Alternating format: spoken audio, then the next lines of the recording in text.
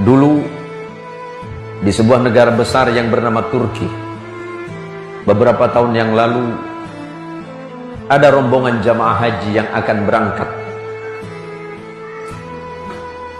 Kemudian di bandara itu diumumkan bahwa sebentar lagi pesawat akan segera berangkat. Maka para penumpang pesawat yang akan berangkat dari bandara Istanbul, Turki menuju Makkah diminta untuk segera menaiki pesawat. Ketika seluruh penumpang yang dimaksud sudah naik, tiba-tiba ada seorang nenek yang tidak mau naik ke dalam pesawat. Alasan nenek itu sederhana, karena barusan mendengarkan suara azan. Sebelum pesawat itu berangkat, nenek ini mendengarkan suara azan. Beliau lebih memilih untuk sholat dulu dibandingkan dengan naik ke pesawat.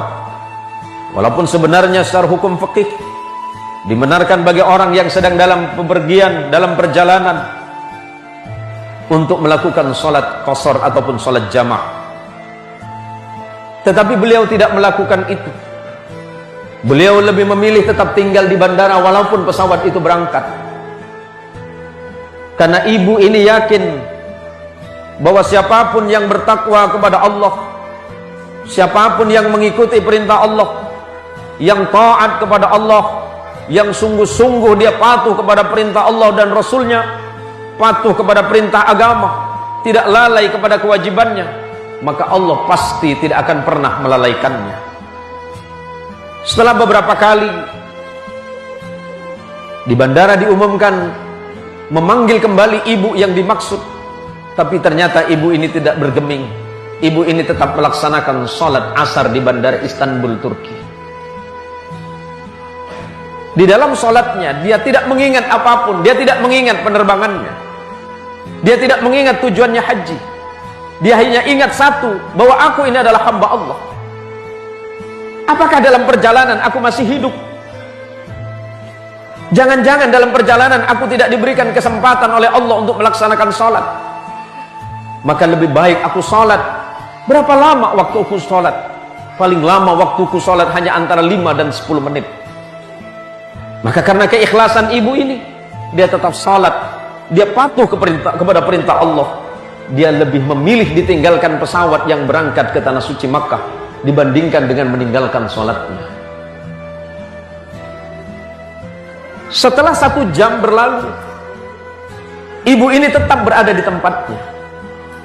Dan tiba-tiba pesawat tadi yang sudah berangkat kembali lagi ke bandara. Apa alasannya? Pesawat yang sudah berangkat 1 jam dari bandara Istanbul, Turki kembali lagi. Apa alasannya? Ternyata pilot memerintahkan pesawat ini kembali lagi ke bandara Istanbul, tidak melanjutkan perjalanannya ke bandara King Abdul Aziz Jeddah. Alasannya satu, karena ada seekor burung pipit yang memasuki mesin pesawat. Dan ini di luar akal, ini di luar nalar. Karena tidak mungkin baling-baling pesawat yang begitu cepatnya bisa dimasuki oleh apapun. Jangankan seekor burung pipit, bahkan debu sekalipun akan susah untuk masuk. Tapi disitulah Allah menunjukkan kehebatan dan kekuasaannya. Allah dengan kemahaagungannya membuktikan bahwa barang siapapun yang bertakwa kepada Allah dengan sebenar-benarnya, dia tidak akan pernah dibuat susah oleh Allah. Dia tidak akan dibuat gelisah oleh Allah. Seperti apapun keadaannya, dia akan selalu yakin dan yakin bahwa Allah selalu bersamanya. Apakah hanya karena persoalan duniawi yang sedikit ini membuat kita lalai dan lupa kepada Allah? Harta duniawi ini pada akhirnya semuanya akan ditinggalkan oleh kita. Pilihan hidup hanya 2. Kita yang meninggalkan atau kita yang ditinggalkan. Apakah kita akan meninggalkan harta atau harta yang akan meninggalkan kita? Jangan karena persoalan duniawi yang sangat murah menyebabkan kita lupa kepada nikmat Allah yang sebenarnya, yakni nikmat penghambaan kepada Allah Subhanahu wa taala. Dan yang paling penting, jangan lupa kewajiban kita kepada Allah Subhanahu wa taala, yakni sujud dalam sholat kita. Semoga sujud kita ini semuanya diterima oleh Allah Subhanahu wa taala. Semoga amal ibadah dan amaliah kita sehari-hari semuanya niscaya mendapatkan ridha dari Allah Subhanahu wa taala kelak di hadapan Allah, kelak di hadapan Rasulullah Muhammad sallallahu alaihi wasallam. Mungkin tidak banyak amal yang bisa kita banggakan, mungkin tidak banyak salat kita, mungkin tidak banyak sujud kita, mungkin tidak banyak zikir kita, mungkin sangat sedikit sedekah kita, mungkin sangat sedikit kebaikan-kebaikan dalam hidup kita.